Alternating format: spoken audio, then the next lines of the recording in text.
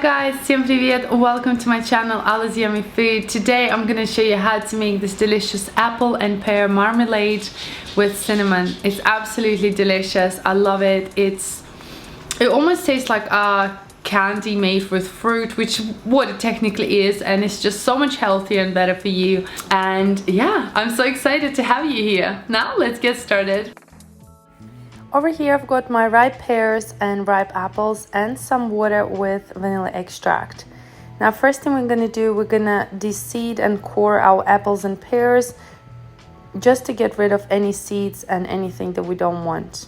You're then gonna go ahead and basically chop up your pears into small pieces, and you're gonna do the same with your apples. So just go ahead.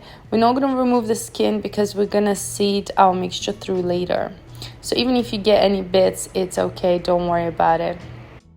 Once you've chopped up your pears and apples, you're gonna go ahead and add your vanilla water into the pot together with all your apples and pears. Then go ahead, add your sugar and cinnamon, as well as nutmeg or any other spices that you like.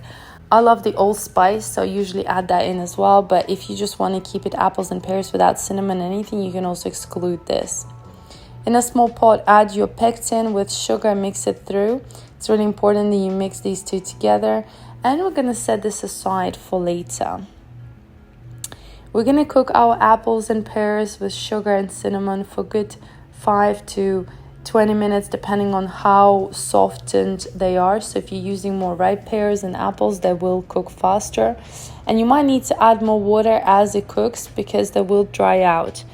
So if that happens, don't be scared to add a little bit more water and keep cooking them until you use a test with a fork or knife and just prick your pears and make sure they are softened fully.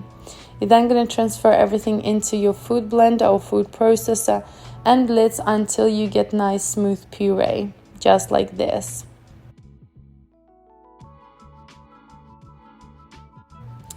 Now I usually transfer it into a different bowl and then I blitz it with a hand blender one more time because food processor isn't that strong.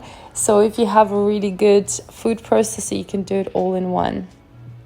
And then we're going to transfer it into our pot, and I like to sieve it through just in case there are any bits that we don't want in our mixture. And you can see there's quite a lot of skin and just waste that we don't want in our final marmalade. So once you've got the final puree mixture, it should look just like this. It already looks amazing and you can eat it just on its own. And we're gonna leave it on the stove and cook it for a few minutes, and as soon as you see it starting to bubble, you're gonna go ahead and add your sugar and pectin mixture and just cook it on a low to medium temperature, mixing it constantly. We're going to be cooking this for a couple of minutes until all your sugar and pectin is cooked and the mixture becomes more thick. This shouldn't take more than 2 to 3 minutes. Don't be tempted to overcook this. Once it's done, you're going to transfer it into your mold or ring of your choice on a silicone mat or parchment paper and just quickly even it out as the marmalade sets pretty quickly.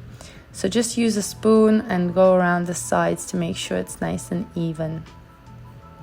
Once it's set, after 4 hours or so, you will be able to remove the mold quite easily and your marmalade is nearly done. It will look just like this. Now, final steps are to add sugar into your mold and then cut your marmalade into any shapes that you desire.